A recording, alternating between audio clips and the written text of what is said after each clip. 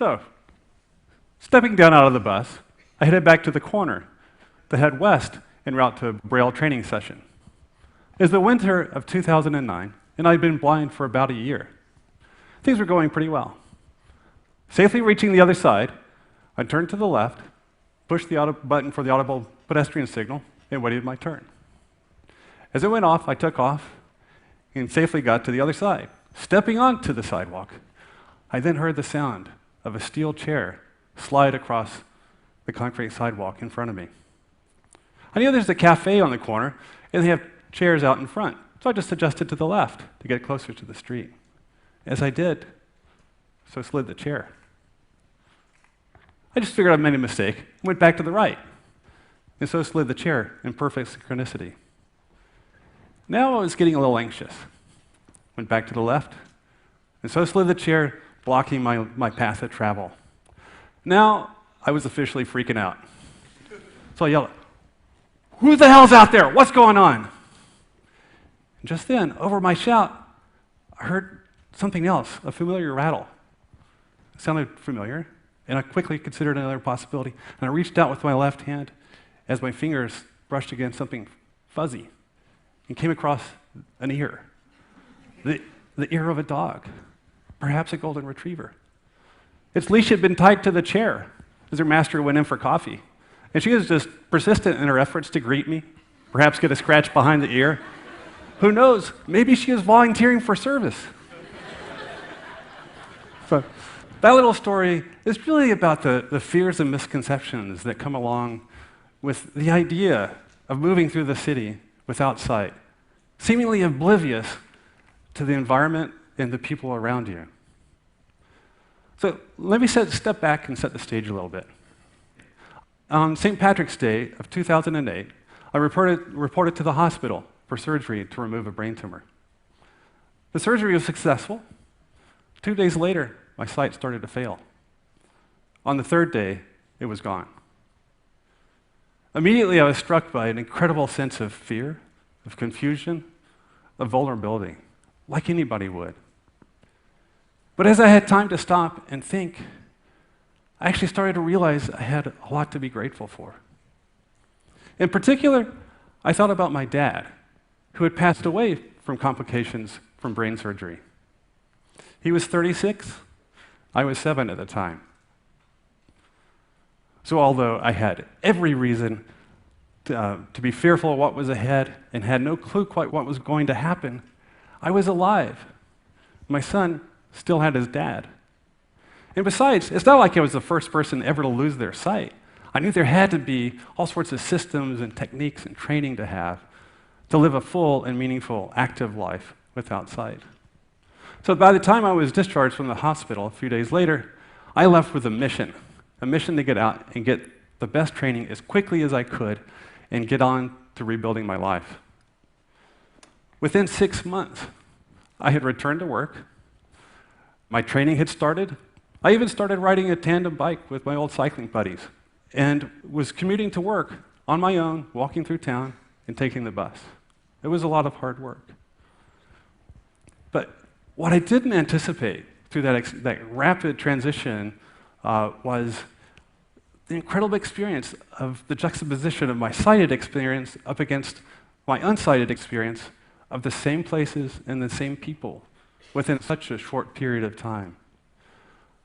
From that came a lot of insights, or outsights, as I call them, things that I learned since losing my sight. These outsights range from the trivial to the profound, from the mundane to the humorous. As an architect, that stark juxtaposition of my sighted and unsighted experience of the same places and the same cities within such a short period of time has given me all sorts of wonderful outsights of the city itself. Paramount amongst those was the realization that actually cities are fantastic places for the blind. And then I was also surprised by the city's propensity for kindness and care as opposed to indifference or worse. And then I started to realize that it seemed like the blind seemed to have a positive influence on the city itself. That was a little curious to me.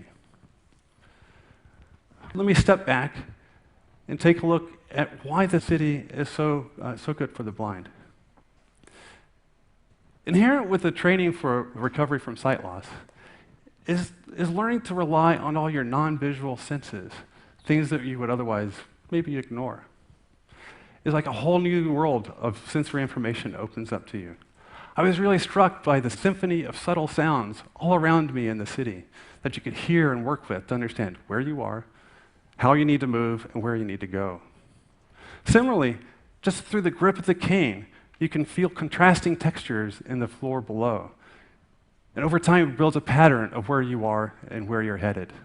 Similarly, just the sun warming one side of your face or the wind at your neck gives you clues about your alignment and your progression through a block and your movement through time and space. But also the sense of smell. Some districts and cities have their own smell, as do places and things around you.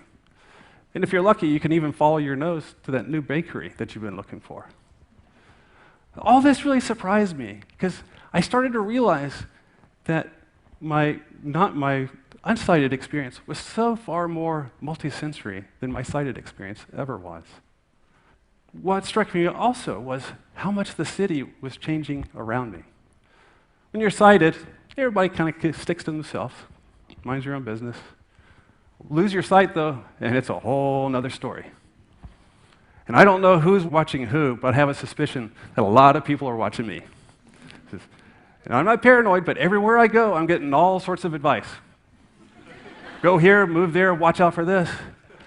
A lot of the information is good, so it's helpful. A lot of it's kind of reversed. You got to figure out what they actually meant. Some of it's kind of wrong or not helpful. But it's all good in the grand scheme of things. But one time I was in Oakland, walking along Broadway, and came to a corner, was waiting for an audible pedestrian signal.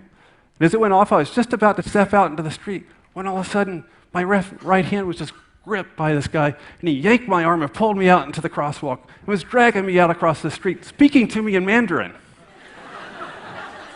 It's like, there was no escape from this man's death grip. But he got me safely there. What could I do? Yeah. But believe me, there are more polite ways to offer assistance. We don't know you're there, so it's kind of nice to say hello first. Would you like some help? But while in Oakland, I've really been struck by how much the city of Oakland changed as I lost my sight. I liked it sighted. It was fine. It's a perfectly great city. But once I lost my sight and was walking along Broadway, I was blessed every block of the way. Bless you, man. Go for it, brother. God bless you. I didn't get that sighted. And even without sight, I don't get that in San Francisco.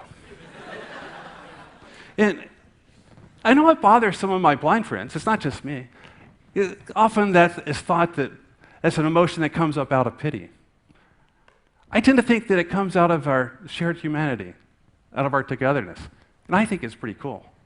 In fact, if I'm feeling down, I just go to Broadway in downtown Oakland, I go for a walk, and I feel better like that. No time at all. But also that it illustrates how disability and blindness sort of cuts across ethnic, social, racial, economic lines. Disability is an equal opportunity provider. Everybody's welcome. In fact, I've heard it said in the disability community that there are really only two types of people. There are those with disabilities, and there are those that haven't quite found theirs yet.